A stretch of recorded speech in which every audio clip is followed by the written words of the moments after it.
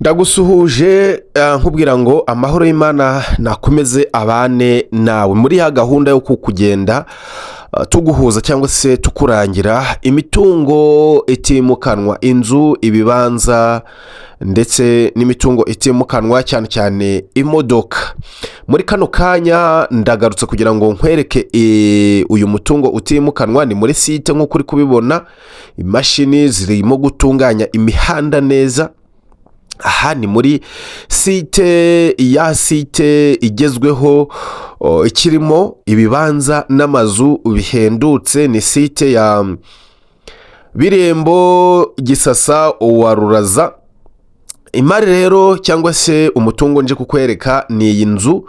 Iyi nzu urabona ko iri ku muhanda neza, ibi byo ntabwo mbigarukaho, iri ku muhanda neza.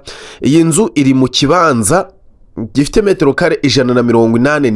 Ni ikibanza cya site, niko ndi bubivuge kubera ko giteye borne, bivuze ngo iki kibanza cyemerewe guhabwa icyangombwa cyo kubaka. Ni ukuvuga ngo ukeneye kuba wagura iyi nzu kugira ngo uze wenda ube uyirimo, ubitse n'iki kibanza mu gihe kiri kuzamuka mu gaciro, unyandikira kuri nimero ya WhatsApp.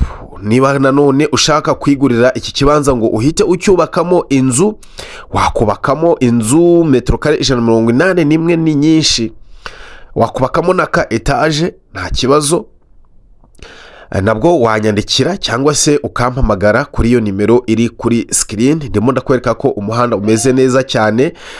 Iyi nzu icyangombwa cyayo kirahari. Ni ukuvuga ngo ukimara kugura uhita ukorerwa mutation, hafite UPI.